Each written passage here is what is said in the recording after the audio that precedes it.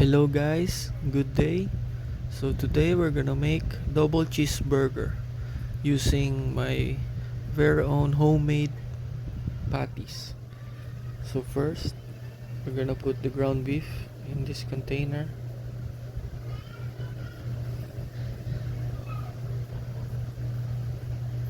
Then put in the garlic, minced garlic. Then put in the breadcrumbs. Then put some Worcestershire sauce, about 2 tablespoons.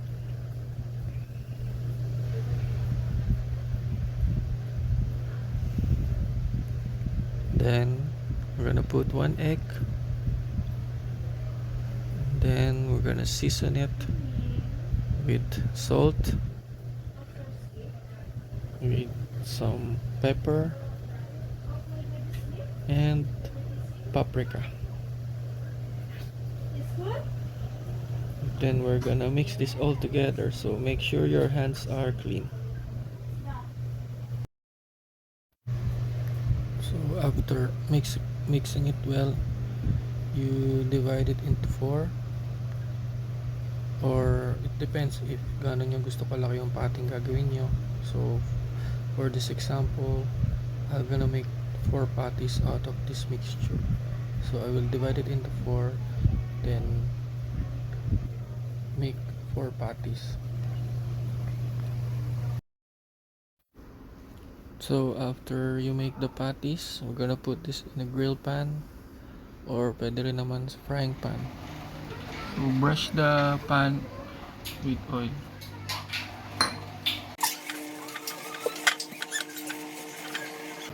If the pan is hot enough, then put the patty.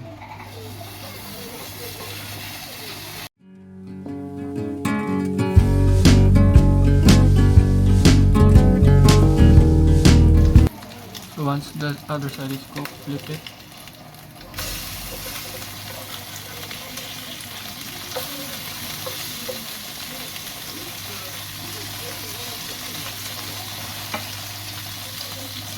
Then put the cheese.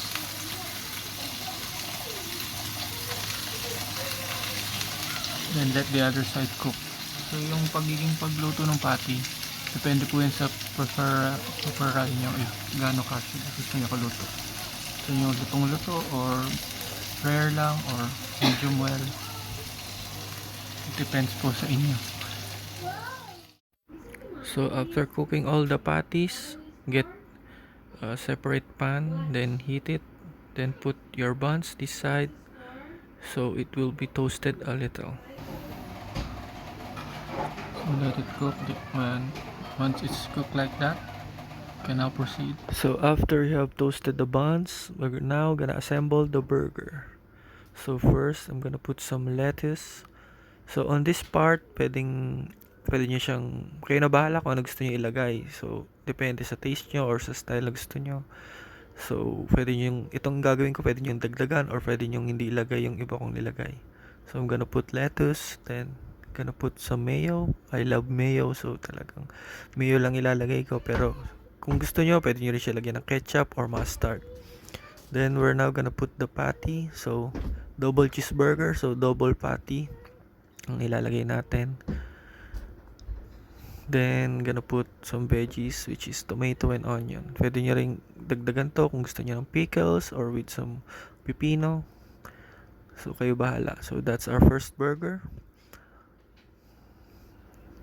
Then you can also have some sides on this, like french fries or nacho chips or whatever you want. So as you can see, the second burger meron na siyang side, which is the nacho chips there. So that's it. Thank you for watching. Please subscribe to my channel, and you can see all the ingredients in the description. So enjoy.